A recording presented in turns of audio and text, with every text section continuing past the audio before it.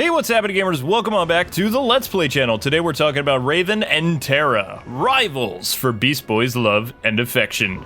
Like the previous lord, this series is now compacted to bite-sized chunks. So let's begin with Raven, mistress of the dark arts. And I don't mean hanging out in the dark or anything like that. She does plenty of that. Rather, I'm talking about spells and stuff, you know, Harry Potter and all that jazz. Anyway, she can shoot magic, fly, and meditates like most emo kids. Her first appearance was DC Comics Presents number 26, 1980, and she would of course join the Titans in issue number 1 of New Teen Titans. On to Terra.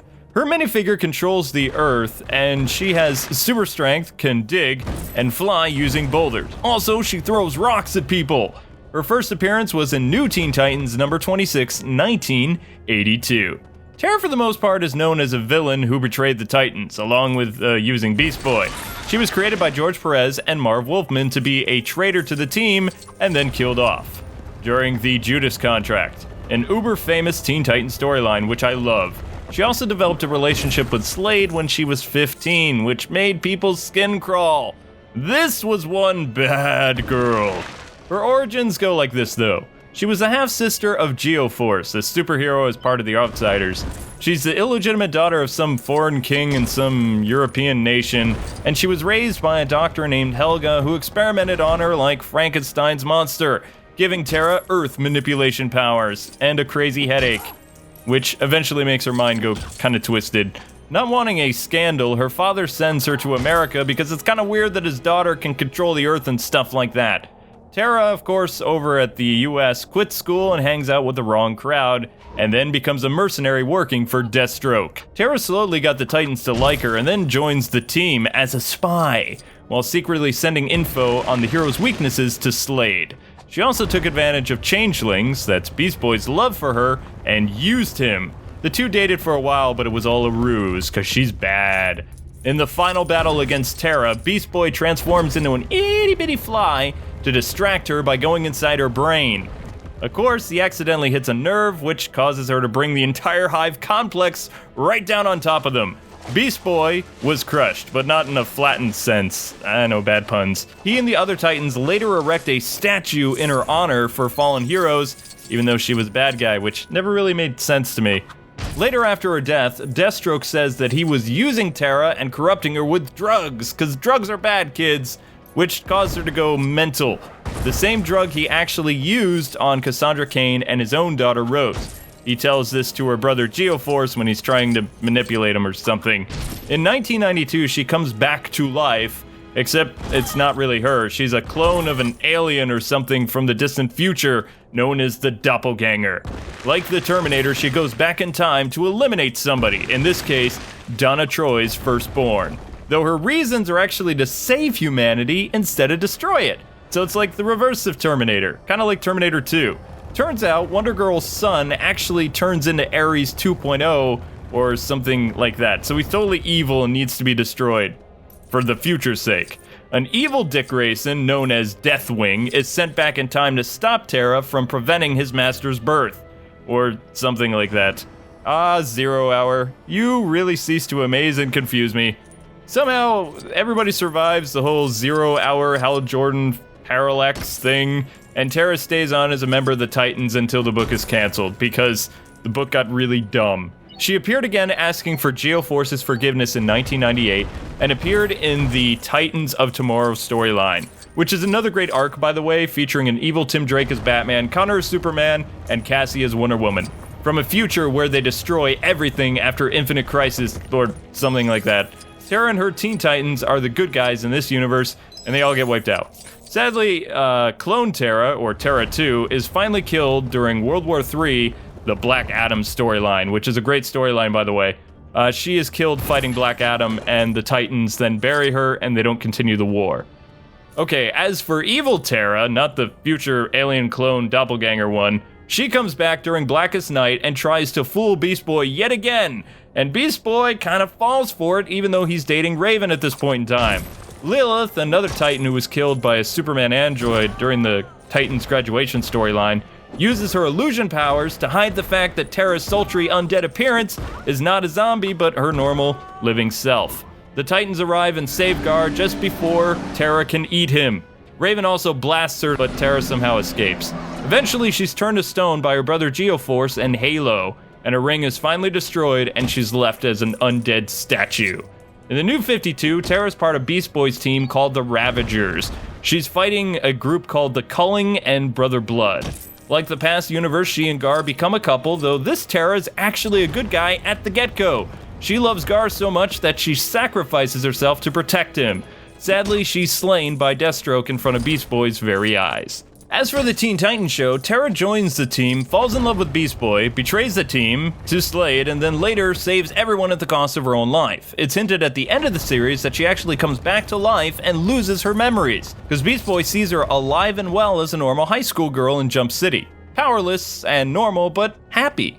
And that's how they end the series. She also appeared as a foe for Beast Boy and love interest in Teen Titans Go, though she was mostly using him to gather info, like her comic book's counterpart. Still, she did some pretty funny stuff with Aw-Qward, and I challenge you guys to watch that, it's pretty funny.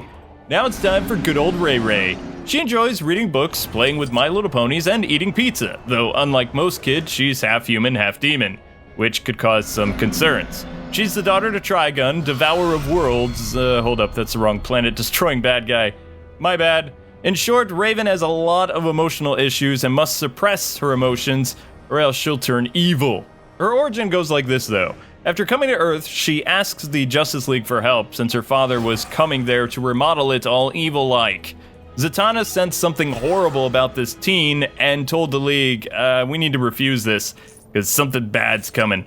Instead, Raven then calls upon the Titans and reforms the team to fight her dad.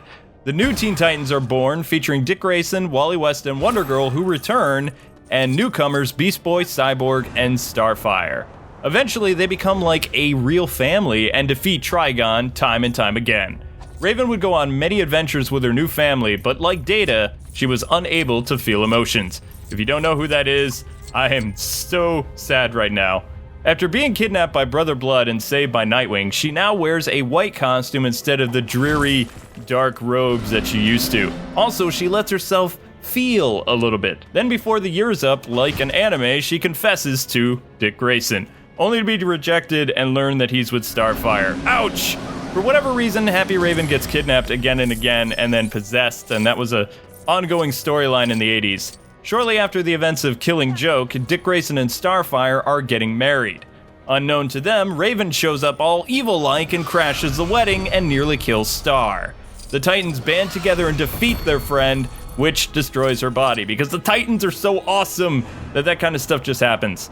They cleanse her spirit of Trigon for good, but then again, no body. So her mother and stepdad sacrifice their lives so Raven can be reborn someday. They just didn't say when. The ceremony fails and Raven is basically a floating ghost, and she doesn't mind because she's all happy-like. She wanders the galaxy for years, helping the likes of Wonder Woman, the Amazons, Kyle Rayner, the Guardians of the Universe, and other DC peeps in space. Raven's soul is eventually called back to Earth by Brother Blood, though, to be reborn, so he can marry her or something. I guess this guy's never tried eHarmony. Anyway, the new Titans, led by Tim Drake, stop the wedding, and Raven is now a teenage girl.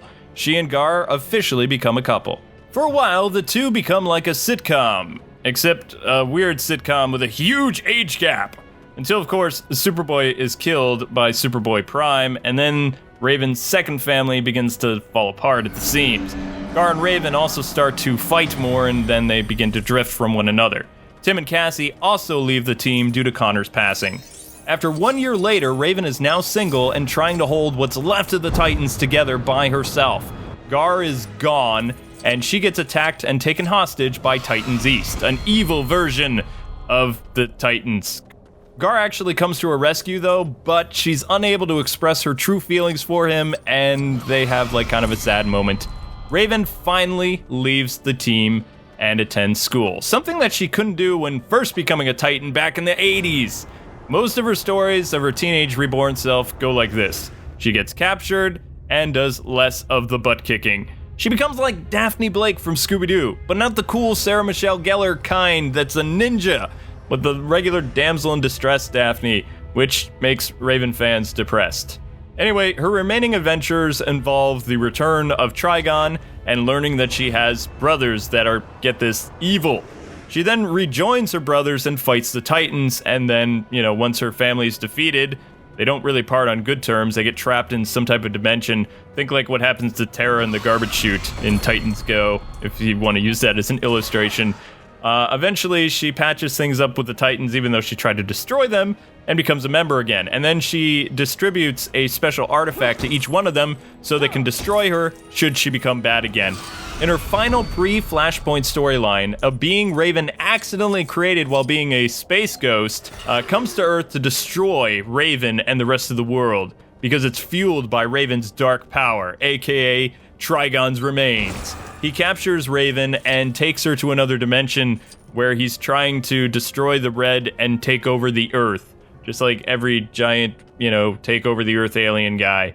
Gar and the Titans free her, and Raven finally gets to do things old school like the 80s. She goes Super Saiyan on the evil being and saves everyone. And people are like, dang, Raven's cool. It's like, yeah, when she's written right. She and Beast Boy have a lovely scene at the beach on the conclusion of the issue and stop fearing their love for one another.